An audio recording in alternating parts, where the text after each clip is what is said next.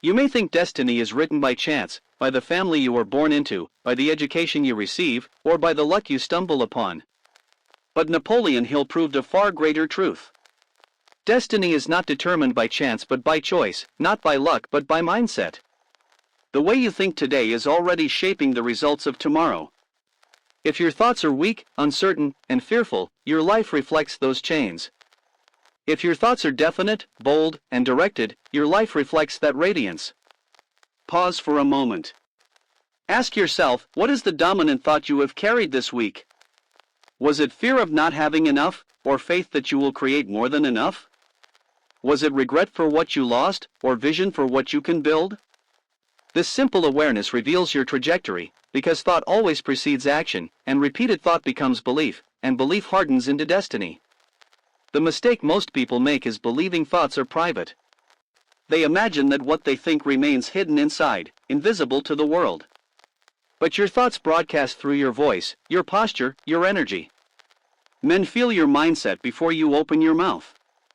If you think poor, you carry an aura of lack.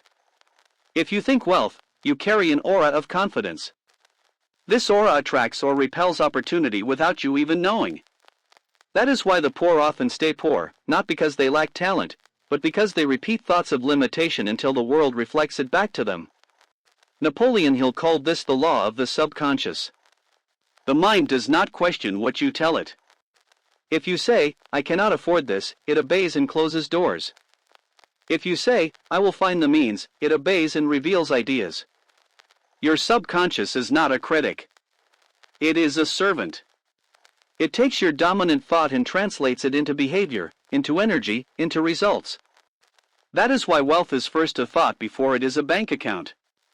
History proves this law. Andrew Carnegie was not born with wealth. He began as a poor immigrant boy. But he thought in terms of abundance long before he possessed it. He imagined himself commanding resources and building enterprises. His thoughts directed his decisions created opportunities, and his opportunities compounded into fortune. What appeared as luck was simply the world reflecting his inner certainty. This is the first revelation you must accept if you desire freedom. You cannot outwork a poor mindset. You cannot build wealth with thoughts of fear. You must first master your inner world, because only then can you master the outer world. Thought is the seed, wealth is the harvest. So I ask you again, what are you planting today? Poverty or prosperity? Fear or faith? Weakness or power? Say this with me, my thoughts create my reality. I plant abundance, I reap freedom. Repeat it until it becomes more than words, until it engraves into your subconscious as law. For when your mindset shifts, your destiny begins to bend. The greatest mistake most people make is not their lack of work, but their lack of direction in thought.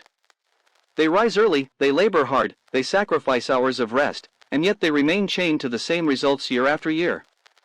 Why? Because the thoughts behind their labor are small, fearful, and confused. They mistake effort for vision, but without vision effort is wasted. Think of the man who repeats to himself daily, "I must survive, I must pay my bills." His subconscious obeys. It guides his decisions to survive, never to thrive. He chooses safety over growth, wages over enterprise, and excuses over expansion. His life reflects the poverty of his thought. He may believe he is working toward freedom, but he has already imprisoned himself with the words he whispers to his own mind. Napoleon Hill warned against this prison of limited thought. He wrote that the man who says "I cannot" will never discover how he can. The subconscious hears only the command. It ignores the excuse. If you tell it you are limited, it will blind you to opportunity. If you tell it you are capable, it will reveal resources you never knew were within reach. The difference is not in circumstance but in mindset. History is filled with proof. Thomas Edison failed thousands of times in his pursuit of the electric lamp. Imagine if his dominant thought had been, "I will never succeed." His subconscious would have sealed the door, and the world would have remained in darkness. But his thought was definite.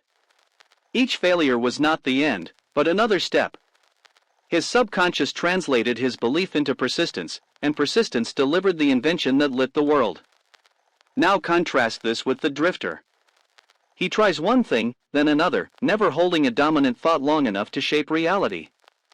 His subconscious receives mixed orders, and so it produces mixed results. He says he wants wealth, but then he says he fears risk. He says he wants freedom, but then he says he must cling to safety. He says he believes, but then he doubts. These contradictions cancel each other, leaving him stagnant. You must decide. Will your thought be definite or divided? Will you instruct your subconscious with faith or confuse it with fear? The law does not bend. Your mind is the command center of your destiny. If you feed it drift, it gives you drift. If you feed it purpose, it gives you power. Here is the antidote. Begin every day with definite affirmations, not as empty words, but as commands to your subconscious. Say, I am capable of wealth. I am a creator of opportunities. I am persistent until I succeed. Speak them with emotion, with conviction, until your subconscious accepts them as truth. Then watch how your decisions, your aura, and your results align. Understand this, it is not the external world that must change first. It is your inner world. The poor man waits for conditions to improve before he believes. The rich man believes first, and his belief shapes conditions. That is why mindset is the root of freedom. You cannot wait for proof before you think abundance. You must think abundance until the proof appears. So take this oath now. Say it with me, I reject thoughts of fear. I command thoughts of wealth. My mind obeys my will. My life reflects my vision. Repeat until you feel your energy shift, until hesitation gives way to authority. For once you seize control of your thoughts, you begin to seize control of your destiny. The common man believes destiny is decided by external factors, by the government, by the economy, by his employer, by the family name he carries. He shifts responsibility away from himself and blames conditions for his condition. This belief is the most subtle chain of poverty, because it convinces him he is powerless. He does not even try to rise, for he has already surrendered the throne of his own mind. But Napoleon Hill revealed the opposite law. He taught that every external condition is first an internal condition. The economy may rise and fall, but the man with definite thought adapts and prospers. The employer may pay little, but the man with abundant thought creates value beyond wages and attracts opportunity. The family name may be poor, but the man who changes his thoughts changes the inheritance he passes forward. The power is never in circumstance but always in mindset. Look at the lives of those who transformed nations and industries. Abraham Lincoln was born into poverty, yet his vision and faith carried him to the presidency. Andrew Carnegie began as a factory worker, yet his thought of abundance lifted him to the empire of steel. These men did not wait for conditions to favor them. They created the conditions by first creating the thought. The drifting man, however, does the opposite. He says, I will think positively once I see results. I will believe once I have proof. I will decide once I am certain. And so he waits, and the years pass, and certainty never comes. His life is ruled not by action but by delay, not by decision but by excuses. He dies with his dreams unfulfilled, all because he refused to think wealth before wealth appeared. Here lies the paradox: if you wait for proof before you believe, you will never see proof. But if you believe before proof exists, the belief itself creates the proof. This is the law of faith applied to thought. Your subconscious cannot distinguish between reality and command. If you tell it you are a builder of fortune, it begins to act as if you are. Opportunities appear, energy increases, men sense your aura and respond. Belief is the seed that grows the harvest. So what must you do? Begin today to act as if your desired fortune already exists. Think from the end, not from the lack. Write down the life you intend to create. Speak to yourself as though it were already true. Carry yourself with the confidence of the man you intend to become. This is not deception. It is alignment. It is training your subconscious to obey the image of wealth rather than the image of poverty. Say this now: I no longer wait for proof. I am proof. My faith commands my future.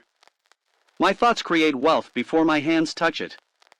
Speak these words with authority until they no longer feel like affirmation but identity. For when your thoughts become definite identity, nothing can prevent their manifestation. One of the most dangerous traps is the belief that your daily routine is harmless. You tell yourself, I am only thinking small thoughts for today. I am only making a small compromise this week. I will expand my vision later when I have more time, more money, more strength. But each day you allow these small, limiting thoughts, they sink deeper into your subconscious until they form chains that are nearly impossible to break. Think of the man who constantly repeats, I must be careful, I must avoid risk, I must secure what little I have. On the surface these thoughts look harmless, even responsible. But over the years they become his identity. He begins to move through life timidly, afraid to lose, unable to win. When an opportunity arrives, he sees danger. When a challenge appears, he sees defeat. His subconscious, trained by years of caution, refuses to act boldly. His destiny is sealed by small thoughts repeated too often. Napoleon Hill called this the mask of prudence. It is fear disguised as wisdom. It whispers softly, do not risk, wait longer, collect more proof. And men obey it, thinking they are wise, when in truth they are burying their best decades under the illusion of caution. History does not remember the cautious. It remembers the decisive. Now consider the opposite law. When you feed your subconscious with definite boldness, you transform your entire aura. You begin to walk with energy. Your voice carries conviction. Your actions radiate authority. Men feel this confidence before you even speak. Opportunities, which once avoided you, now are drawn to you. This is not magic. It is the law of the subconscious responding to the commands you feed it. Look at Henry Ford. Scholars mocked his idea of building a car for the multitude. Experts called it impossible. Had he obeyed the mask of prudence, he would have waited until conditions were safe, until laughter died down, until proof was clear. But he acted. His decision bent the world. Fortune did not crown him because he was safe. It crowned him because he was bold. This is the reversal you must practice. Do not wait for safety before you act. Act, and safety will follow. Do not wait for proof before you decide. Decide, and proof will appear. Do not wait for confidence before you move. Move, and confidence will grow. Every man who has risen to fortune practiced this law. Every man who has remained in poverty ignored it. So let us seal this section with a decree. Say it aloud, I do not mistake fear for wisdom. I do not call hesitation prudence. My decisions are law. My thoughts are authority.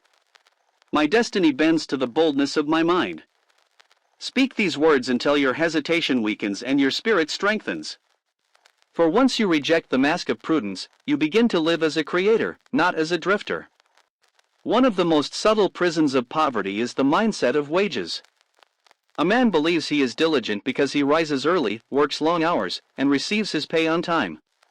He says, I am secure, I am responsible, I have done my duty. But if his entire thought is chained to wages, he has sold his destiny cheaply.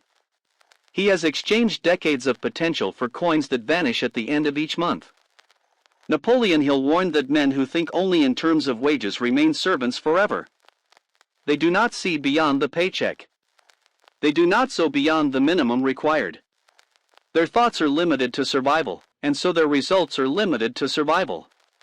They may labor for 40 years and yet find themselves no closer to freedom than when they began.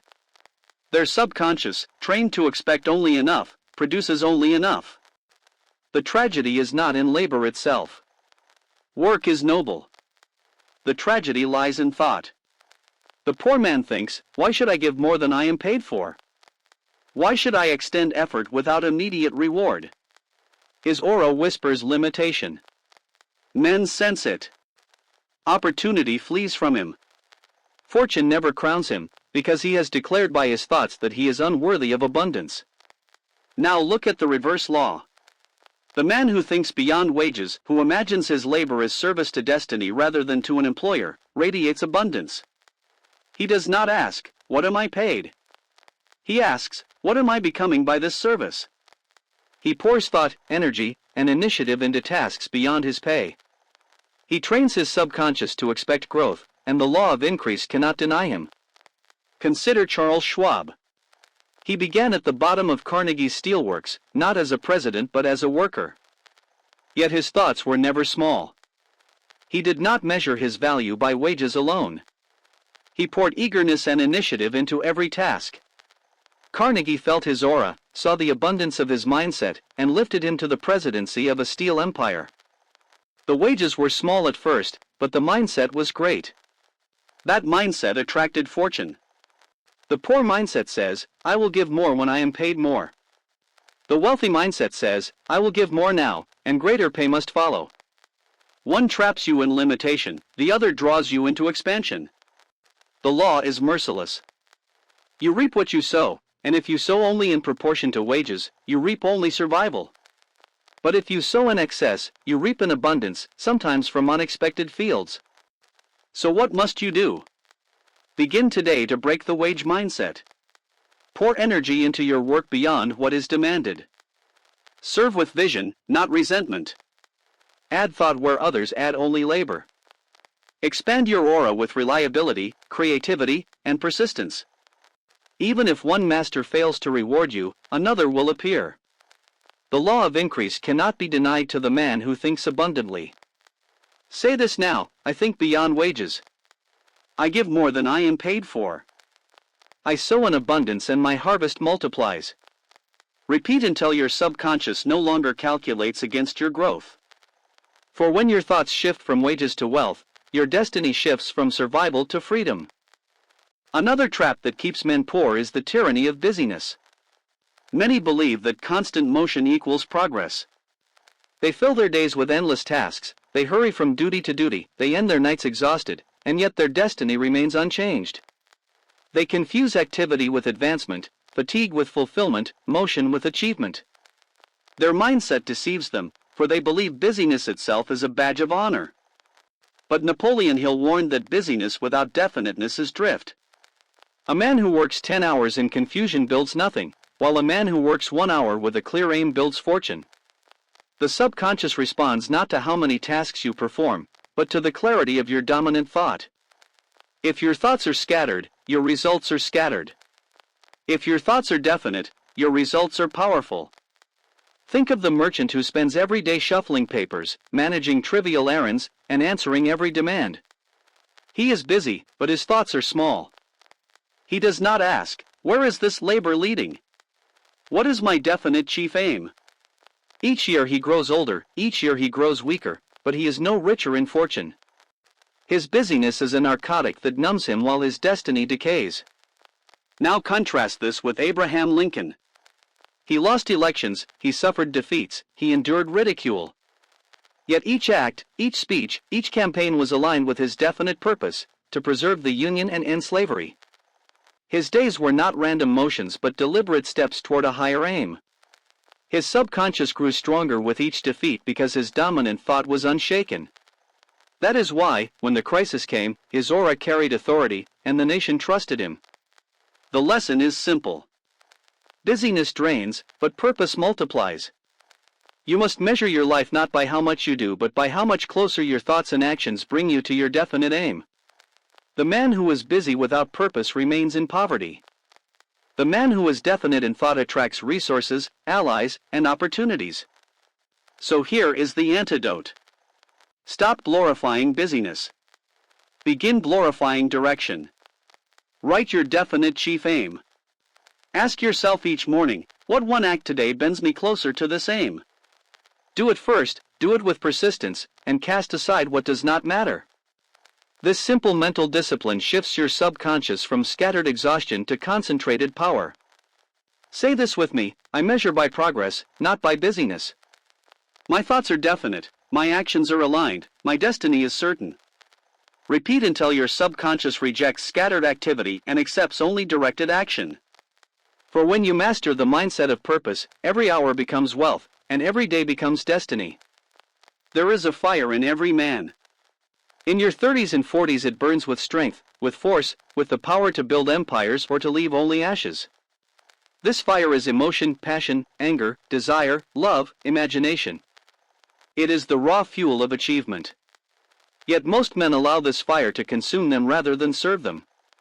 They squander it in quarrels, envy, indulgence, or empty pleasure. They mistake the feeling of fire for the creation of destiny, and by the time the flames die down, nothing remains but regret. Napoleon Hill called this the law of transmutation, the channeling of raw emotion into constructive creation. Passion itself is neither good nor bad. It is power. The man who directs it becomes radiant. His aura glows with authority. Men feel his presence. He builds enterprises, inspires loyalty, and compels opportunity. The man who wastes it burns down his own house. His aura flickers with chaos, his influence fades, and his destiny collapses. History offers clear examples. Thomas Edison possessed immense passion, yet he did not squander it in complaint or indulgence. He transmuted it into sleepless nights of invention. His fire did not consume him, it consumed obstacles. That is why the lamp, the phonograph, and 1,000 other creations bear his name. Abraham Lincoln knew deep sorrow, yet he transmuted grief into endurance and compassion. His aura grew steady and luminous, strong enough to carry a divided nation through its darkest hours. Booker T. Washington could have wasted his fire in resentment, but he directed it into vision and education, building schools that lifted generations. Now look at the drifter. He lets anger spill into fights, ambition into jealousy, desire into indulgence. He believes he is alive because he feels intensity, but his intensity destroys rather than creates.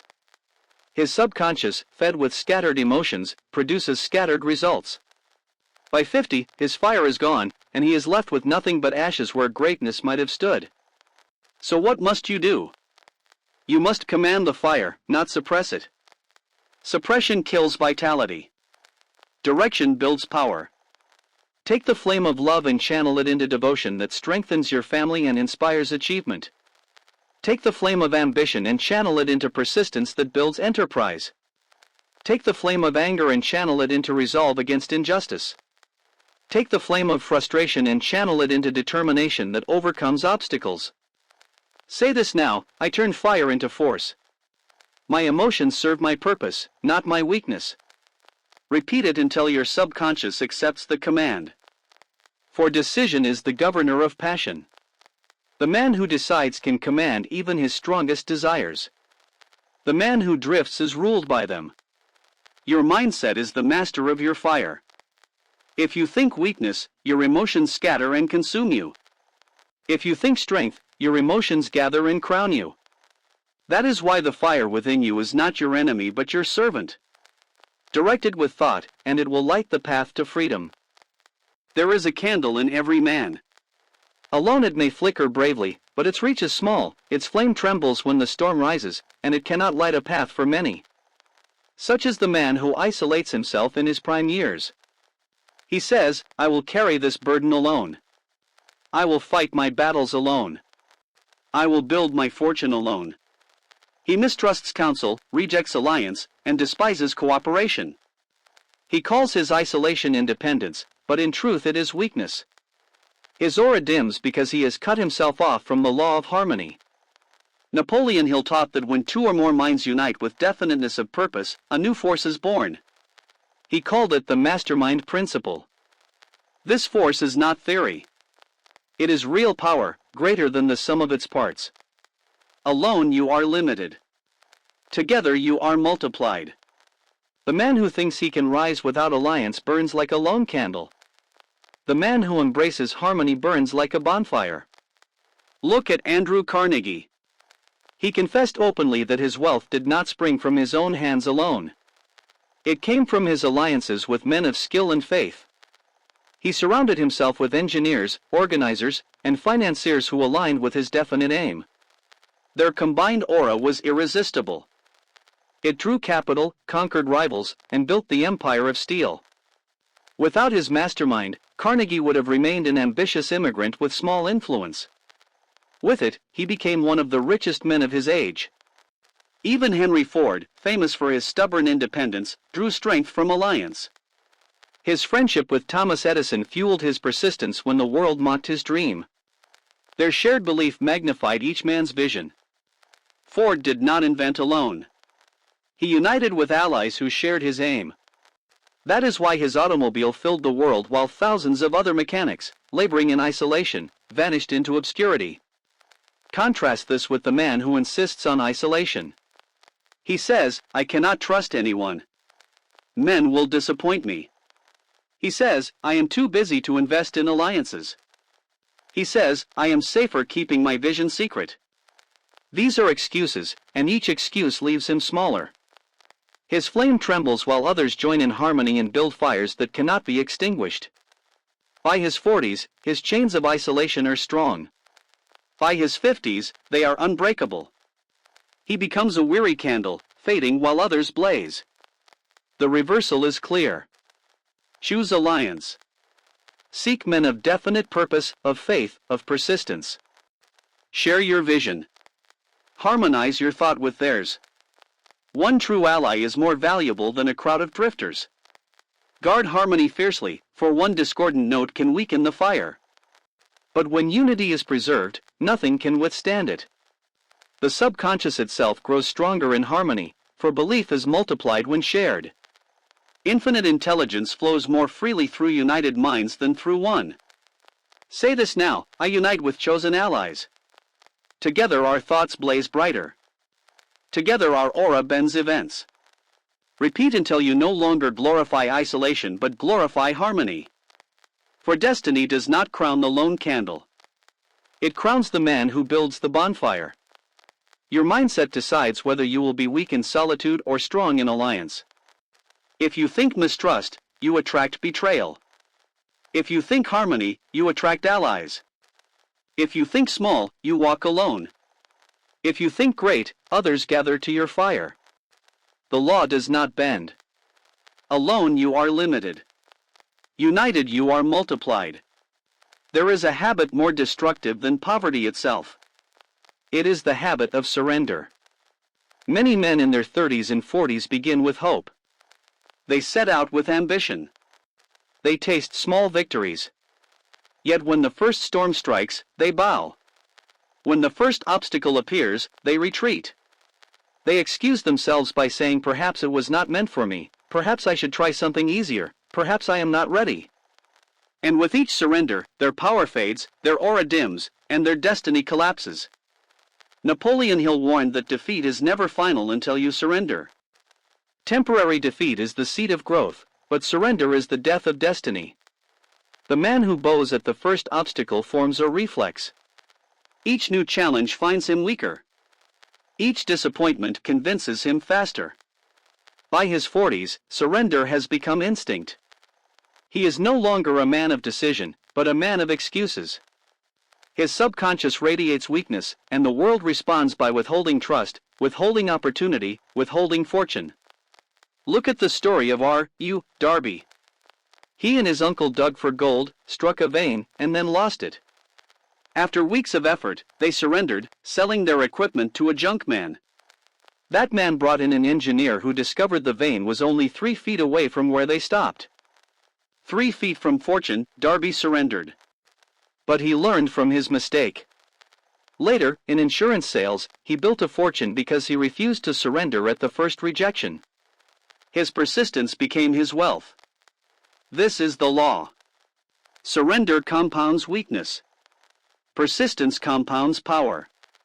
The subconscious cannot hold both. If you think surrender, your energy collapses. If you think persistence, your energy multiplies. History crowns not the talented but the persistent. Abraham Lincoln lost election after election, yet he persisted until he carried the nation through its darkest hour. Henry Ford faced lawsuits, ridicule, and financial collapse, yet he persisted until his vision of the automobile for the multitude filled the world. The drifter, however, never learns this law. He tries one trade, quits. He begins another, quits again. At 30 he abandons. At 35 he abandons. At 40 he abandons again. By 50 he has mastered nothing. His aura radiates defeat, and men avoid him. He dies not from lack of opportunity, but from the habit of surrender. The reversal is clear. You must engrave persistence into your subconscious until it becomes reflex. Each time you face resistance, remind yourself, this is only a test. Each time you feel fatigue, declare, delay cannot break me. Each time you taste defeat, say, defeat cannot define me. For persistence is not stubbornness. It is the conscious choice to rise again and again until victory bends. Say this with me now, I persist until victory is won. Delay cannot break me. Defeat cannot define me. Speak it until it becomes instinct. Speak it until your aura radiates endurance. Speak it until men sense your stability and trust you with greater responsibility. Understand this truth. The world respects the man who rises, even from loss. It despises the man who quits at the first strike. Infinite intelligence rewards persistence with opportunity. The habit of persistence becomes wealth. The habit of surrender becomes ruin. Your mindset decides which you will form. Inside every man there is a temple. Its walls are unseen, its doors are silence, its altar is thought. It is the inner chamber where desire communes with faith, where the subconscious listens, where infinite intelligence whispers answers. Yet most men in their prime decades neglect this temple. They rush into the noise of life, they labor without pause, they chase distractions, but they never enter their own inner court. Their temple grows hollow, and with it their destiny grows weak. Napoleon Hill warned that the hollow temple is the ruin of countless men. A man may be diligent, ambitious, even talented, but if he never feeds his subconscious with definite thoughts of faith and purpose, he becomes a mirror of the world instead of a commander of it. His mind reflects fear, gossip, and doubt because that is what he allows in. His aura grows dim, his decisions hesitant, and his destiny drifts. Contrast this with those who filled their inner temple daily. Booker T. Washington, born in bondage, surrounded by limitation, kept his mind radiant with vision. He spoke to his subconscious as to a faithful servant. He impressed upon it gratitude, faith, and definite purpose, and through it infinite intelligence answered with ideas, allies, and strength. Abraham Lincoln, in the darkest hours of war, retreated into silence to commune with the unseen. His calm authority was not natural, it was cultivated in the inner court. Thomas Edison confessed that many of his inventions came to him as sudden flashes, not by calculation alone but by a mind trained to listen. The poor mindset says, I am too busy to reflect. I will build my inner life later, when my outer life is secure. But later never comes. By 50 the temple is empty, by 60 it is too late to fill. Wealth without inner covenant is fragile. It vanishes with markets. Authority without inner silence is shallow. It collapses under strain. The filled temple, however, creates radiance that cannot be broken. The reversal is clear. Guard your temple. Begin and end each day with silence. Impress your subconscious with affirmations of abundance, purpose, and gratitude. Speak them when you wake, when your mind is most fresh. Speak them before you sleep, when your subconscious is most open. Each repetition engraves new commands, replacing fear with faith, replacing doubt with vision. Over time, your subconscious ceases to reflect weakness and begins to project authority. Say this now, I enter my inner court. I decree my aim. Infinite intelligence aligns the world to it. Repeat until the words no longer sound like a ritual but feel like a covenant. For your subconscious is always listening. If you do not command it, it will obey the noise of the world. If you command it, it will obey you, and the world will bend in response. Understand this, your greatest wealth is not the money you earn but the mind you shape. A filled temple produces radiance that draws fortune, trust, and opportunity. A hollow temple leaves even the wealthy empty. Your mindset decides whether your inner court is silent with fear or alive with faith. Guard it, fill it, and it will crown you with freedom. There are decades in a man's life that weigh more than all the others combined. In youth, mistakes can be forgiven. Time is abundant, energy is plentiful, and wrong turns can still be corrected. In old age, failures are excused. The world no longer expects risk or greatness. But in the decades of your 30s and 40s, excuses are not tolerated. These are the decisive years, the years of power, the years when your mindset compounds tenfold into destiny. Napoleon Hill observed that the men who rise during these decades are crowned for life. Their thoughts, decisions, and habits during these years shape every year that follows. The man who drifts in his prime decades finds by 50 that his chains are locked. The man who builds definite thought in his prime decades finds by 50 that his foundation is unshakable. The world does not wait until you are old to measure you. It measures you now, in the strength of your mindset when you still possess energy, ambition, and opportunity. Look at history. Abraham Lincoln was obscure in his 20s, but by his 40s his persistence and vision had prepared him for greatness. Andrew Carnegie was poor in youth, but by his 30s he commanded steel. Rockefeller, Edison, Ford all forged their empires during these decisive decades. They did not wait for later. They thought boldly, acted decisively, and built momentum while others drifted. Their mindset was not casual. It was deliberate, and the world responded. Contrast this with the man who wastes his prime years. He thinks he has time. He says, I will act later, I will decide later, I will build later.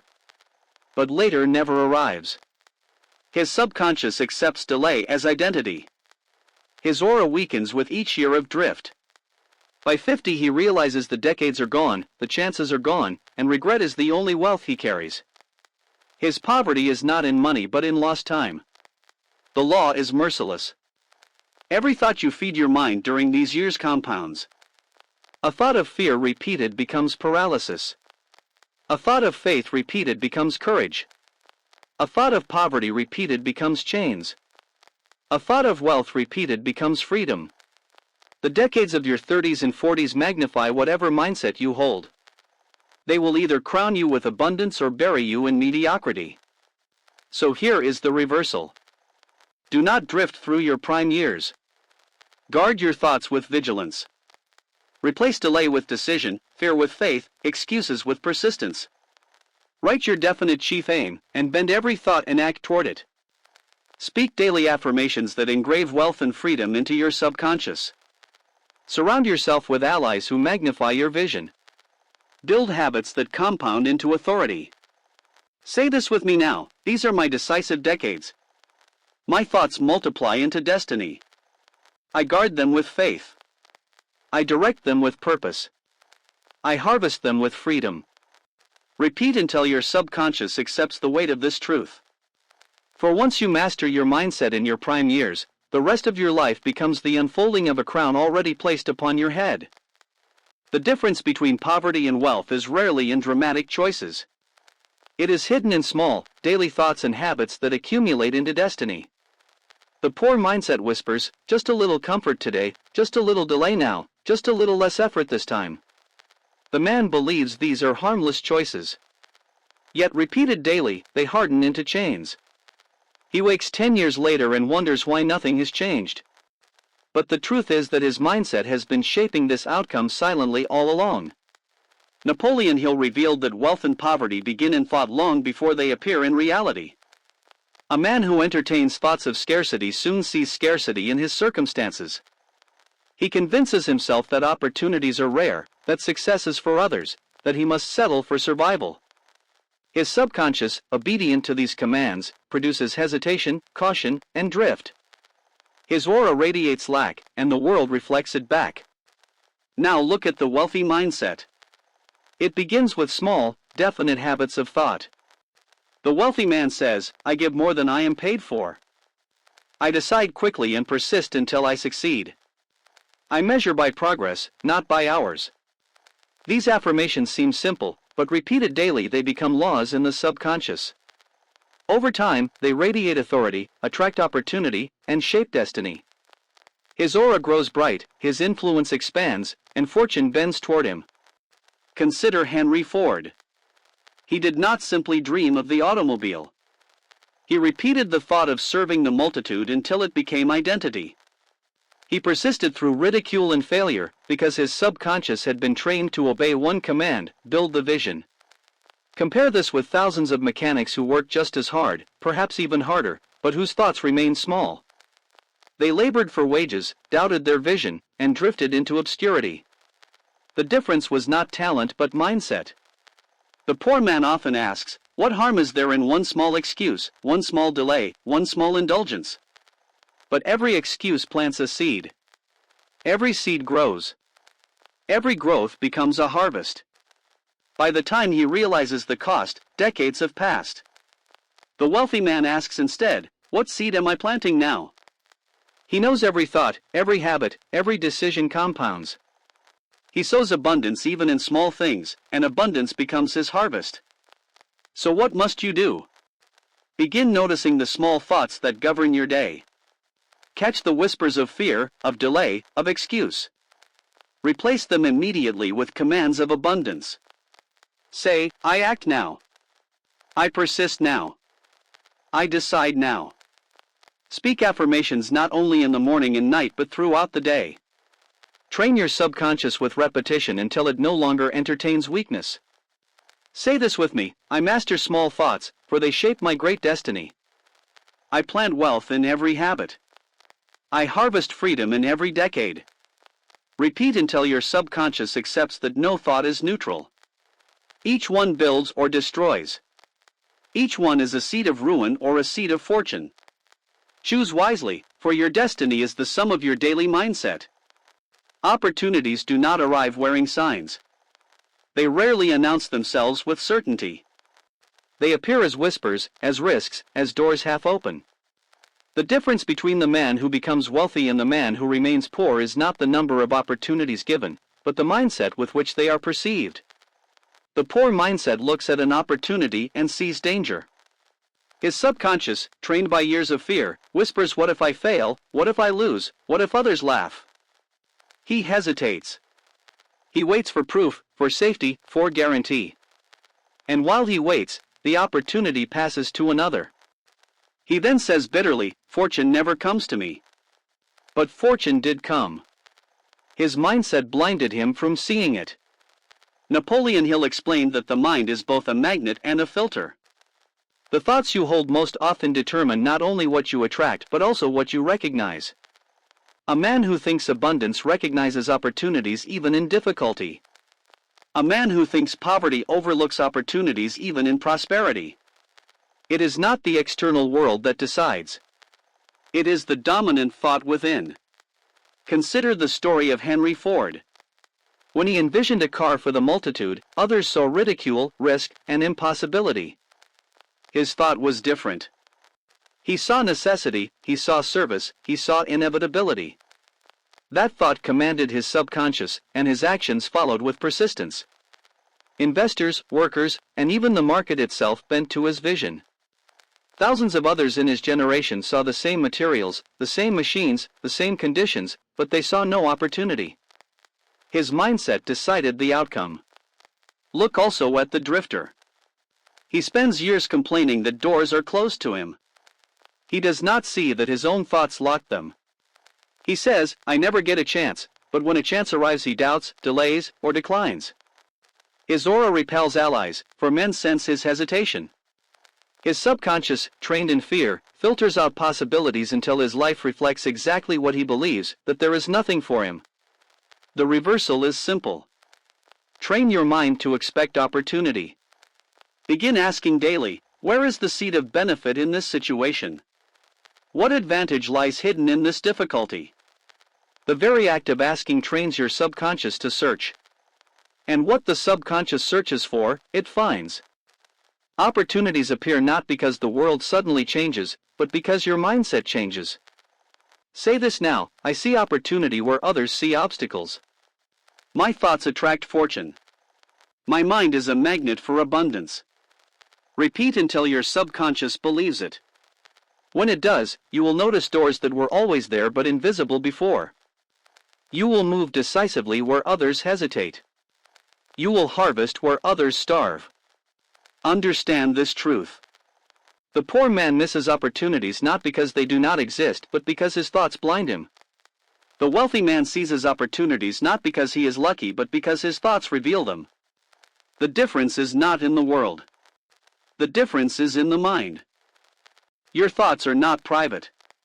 They broadcast like unseen signals, shaping the people who are drawn to you and the people who avoid you. The poor mindset attracts complainers, doubters, and critics because his aura resonates with fear, lack, and hesitation.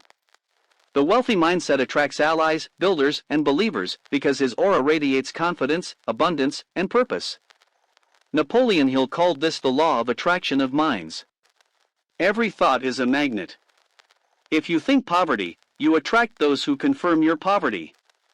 If you think wealth, you attract those who confirm your wealth. A man does not rise alone. He rises with those who walk beside him. The quality of those companions is decided by the quality of his mindset. Look at the drifter. He constantly complains that people cannot be trusted, that no one supports him, that others are holding him back. He does not see that he attracted them himself. His constant fear and doubt drew those who live in fear and doubt. His subconscious broadcasts weakness, and weak men gather. His circle becomes a mirror of his thoughts, and together they drift, excuse, and decay. Now look at Andrew Carnegie. He surrounded himself with men of skill and faith who amplified his vision. He admitted openly that his fortune was the result of his mastermind alliance. His aura attracted engineers, organizers, financiers who resonated with his confidence and definite aim. Alone, he would have been another ambitious worker. With allies, he became a titan of industry. Henry Ford's friendship with Thomas Edison shows the same law. When Ford was mocked and doubted, Edison's encouragement multiplied his persistence. Their combined aura magnified each man's strength. Men of abundance are drawn to each other because their thoughts resonate. The reversal is clear. If you wish to change the people around you, first change the thoughts within you. Do not chase better allies with the same poor mindset. Cultivate thoughts of abundance, purpose, and faith, and those who carry the same aura will be drawn to you. The wrong people will drift away, not by force but by natural law. So what must you do? Begin today to guard your associations. Notice who surrounds you. Are they complainers or creators? Do they encourage or discourage? Do they dream or drift? If they weaken you, it is because your own thoughts allowed it. Replace the thought, and the circle will replace itself. Say this with me now: my thoughts attract allies of strength. My aura draws builders, not doubters. I unite with those who share my vision, and together we multiply. Repeat until your subconscious expects the presence of strong allies and rejects the presence of complainers. Understand this: wealth is never built alone. Poverty is rarely endured alone. Each is magnified by the company you keep. And the company you keep is chosen first in the temple of your thoughts. Think abundance, and abundance will walk beside you. Think poverty, and poverty will follow you home. The difference is not in others. It is in you. Every man lives with invisible walls. These walls are not built by governments or employers. They are built in the mind. The poor mindset accepts them as permanent. It says, I can only go this far, I can only earn this much, I can only endure to this point. He calls these walls reality, when in truth they are only thought habits repeated until they become chains. His subconscious obeys the limits he sets, and so his life never rises beyond them. Napoleon Hill taught that the only real limits are the ones you accept in your own mind. Wealth, freedom, achievement all expand as far as your belief allows. When you command your subconscious with thoughts of expansion, the walls dissolve. When you accept fear and doubt, the walls harden into prisons. Your destiny bends to whichever voice you feed most often. Look at Henry Ford. Experts insisted that building a car for the multitude was impossible. The wall stood high before him. Yet his thought was definite: I will build it. That thought gave his subconscious the command to persist. Each obstacle became another step, each failure another lesson. The wall crumbled, and his vision filled the world. Now look at the countless mechanics of his era. They saw the same materials, the same machines, the same market. But they accepted the wall of impossibility. Their subconscious obeyed, and their destiny shrank. Consider Thomas Edison. Thousands of failures surrounded him. Each could have been a wall. But he declared, "I have not failed. I have found another way that does not work." His thought was infinite persistence. His subconscious accepted it, and the wall of failure dissolved. The lamp was born. His name endured. The drifter never learns this law. He sees walls in every challenge. He says, "This is too risky, too late, too hard." He surrenders before he begins.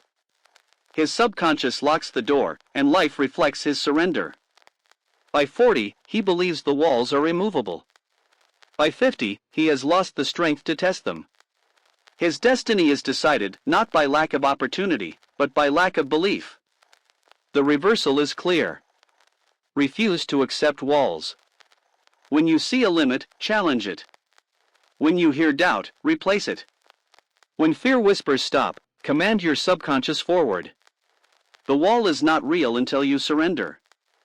If you persist, it bends. If you decide, it breaks. Say this now: "I accept no limits. My thoughts expand beyond fear. My destiny has no walls." Repeat until your subconscious accepts expansion as law. For once your mind commands freedom, your life must obey. Understand this truth. Poverty and wealth are not accidents. They are mindsets. The poor accept limits. The wealthy refuse them. The poor build walls. The wealthy dissolve them. The difference is not in resources but in thought.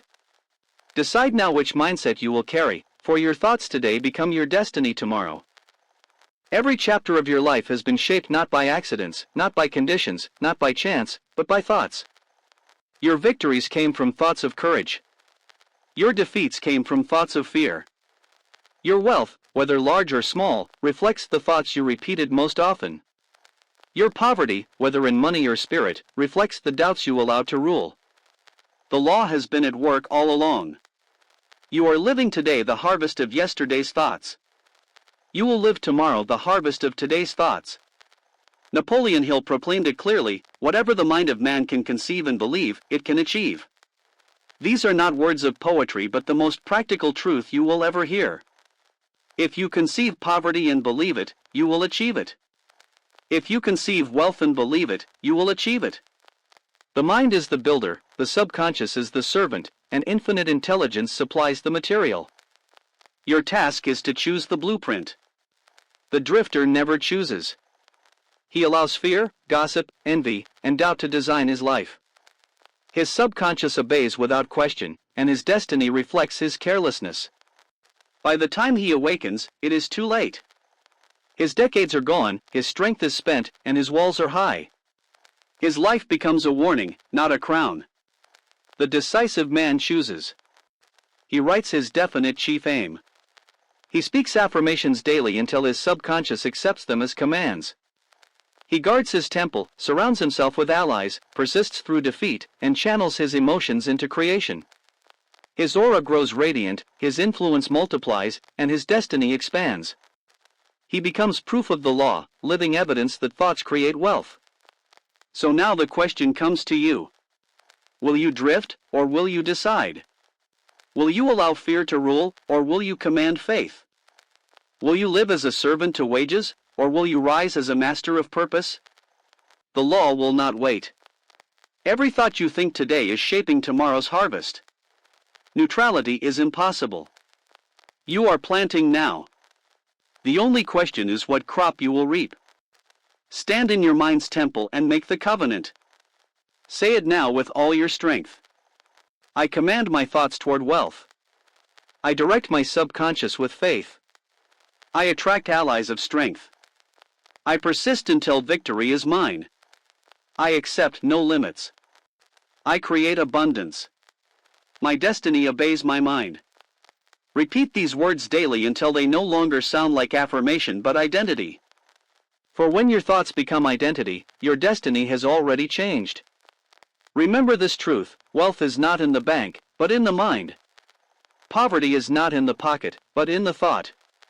Change the thought, and you change the fortune. Guard it, feed it, repeat it, until your entire being radiates the mindset of freedom. Then the world will bend to your vision, and life will prove that mindset decides destiny. Your oath is sealed.